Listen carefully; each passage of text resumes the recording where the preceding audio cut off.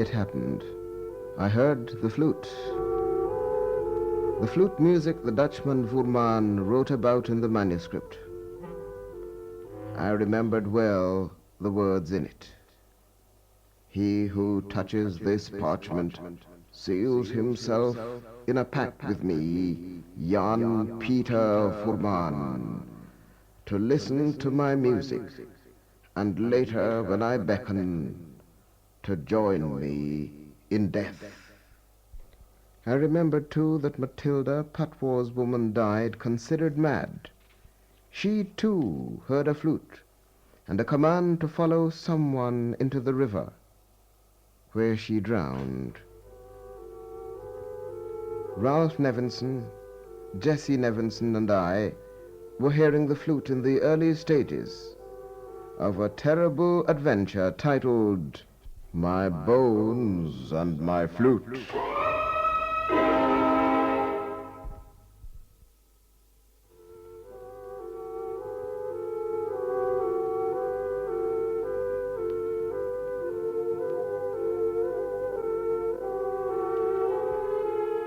I remember that my awareness became focused on the furniture in the room, the starlit outlines of the dressing table, the bed and the washstand, the easy chair, and that the irrelevant, banal thought came into my mind that I had forgotten to unpack my shaving things.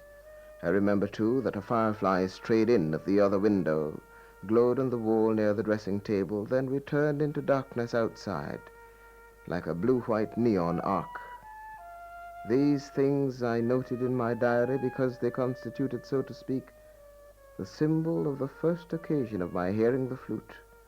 But they are registered in my memory as well, so that without reference to my diary, I would have been able to record them here. What happened in the minutes that followed this instant, I remember with less intensity.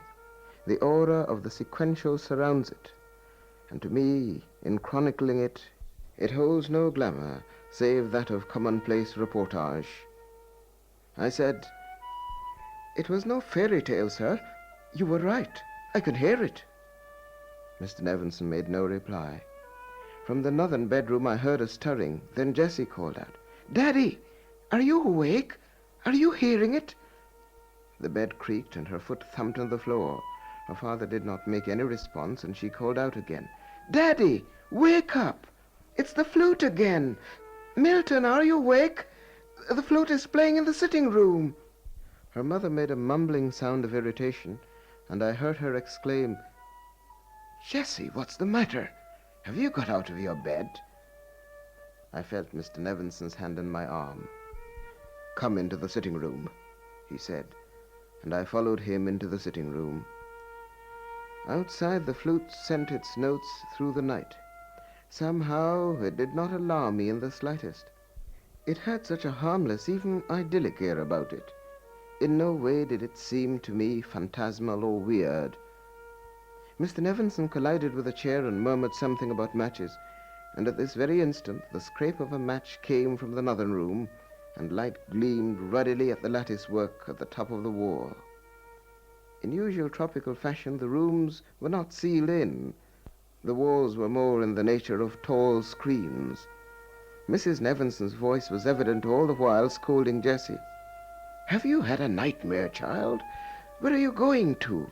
What are you lighting the lamp for? Jessie, what's wrong?" Jessie was protesting. "But can't you hear it, Mother? It's in the sitting room, now at this very minute. Don't be silly. Somebody is playing a flute in the sitting room. I'm not imagining it." "Oh, stop being absurd," her mother said. "What flute? There's no flute being played in this house. You ate too heartily at dinner. Get back into bed." Jessie called again, "Daddy, are you awake yet?" "Yes, Jessie, I'm in the sitting room. Come, bring the lamp. Hurry." Jessie appeared. The northern bedroom opened directly into the sitting room. Her face looked scared. She had thrown on a dressing gown over her pajamas. The lamp in her hand lit up the room with a yellowish uncertainty. The girl's shadow loomed large and grotesque on a door behind her. Part of her tousled head merged in a fantastic pattern with the lattice work along the top of the wall. "Daddy," she said, "aren't you hearing it? It's there, Just over there, near the Chesterfield. But it's funny. There's nothing. Not a soul. I don't see anybody. Very well, my girl. Don't get too excited. You're not the only one hearing it. Her father spoke with a calmness that surprised me. He looked very pale, and every now and then I noticed he would glance over his shoulder in an alert, searching manner. His wife appeared struggling into a dressing gown. Ralph, what ridiculous nonsense is this? Do you know it's after midnight? What's gone wrong with all of you? Mother, you really don't hear it? Jessie spoke in a tone that was almost pleading. In this moment, the weakness of her character showed up sharply. There was in her poise a fragility and a baffled helplessness that touched me and brought out the male protectiveness in me. She pointed. Look, it's shifted over there now. It's coming from that corner near the table. She clutched her mother's arm. But what's happening in this house tonight? Mrs. Nevinson said, You're trembling. What on earth is this? She glanced across at her husband, her consternation a little comical. She had recovered from the shock and irritation of being roused from her sleep, and her keen sense of humor was beginning to function. Some of the dramatic was returning to her manner. She looked from her husband to me with a half-smile. Then she said, Milton, are you hearing this mysterious flute too? You all stand there like statues. Yes, there is a flute, I told her, trying to smile. But it sounds outside the house to me, somewhere downstream now. At first it was upstream. She wagged her head in a kind of patronizing exasperation. Well, I don't know, but either I must be stone deaf, or the three of you are quite out of your minds. I can't hear a single note. I felt my arm squeezed, and turning my head I saw Mr. Nevinson's face. He stood close to me, and his grip on my arm was vice-like. It hurt. He was staring over his shoulder towards the door that opened onto the front of the veranda, and there was something unnatural in the way he focused his gaze. I seemed to have the impression that he was not actually staring at the door so much as he was observing something to the right of the door, something that was visible in the corner of his eye. All at once I realized that the sound of the flute had stopped. Jessie gasped. It's gone now. She kept peering round the room, her eyes frightened behind the lamp which she was still holding. Her father, however, had not moved a muscle. He remained silent, his head still turned, that fixed, watching glitter still in his eyes. His grip on my arm was now so tight that I had difficulty in repressing a groan. His wife gave him an alarmed look and approached. Ralph, what's the matter? What are you staring at like that? Is there something at that door? Get away, Nell. Go back to your room. He spoke without altering his gaze. The tips of his fingers dug so hard into my arm that in my fancy I could see the blood frothing in anguish to circulate.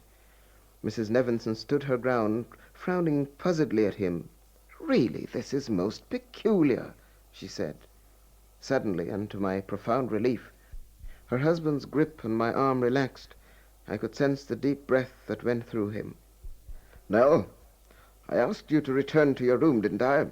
Please do so at once. Jessie, go back to bed too. Ralph, what do you mean? Don't you think you owe me some explanation for this peculiar behavior? There was a hurt note in Mrs. Nevinson's voice.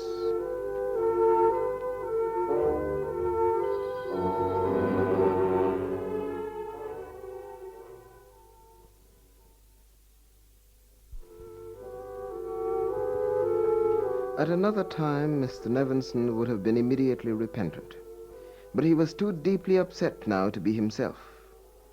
He returned, Yes, I know, I admit that, but I'm still asking you to go to your room. Tomorrow we'll discuss everything. Allow me to judge the wisdom of postponing all explanations until tomorrow. Firmly as he spoke, however, Mrs. Nevinson would not yield to this ruling. She is a lady of much fire and not to be easily put off. But what's the mystery about? She said. Am I to understand that this cottage is haunted? Surely you can't expect me to go back to bed with the knowledge that there's something wrong in the place. It's unreasonable of you. Jessie added with a rather wild note, "Yes, Daddy, you've got to tell us. I'm not remaining in this house another night if there's something queer in it. I'll pack my things and go back to town by the steamer in the morning." It was all part of this terrible story. The story I'm telling. The story of my bones and my flute.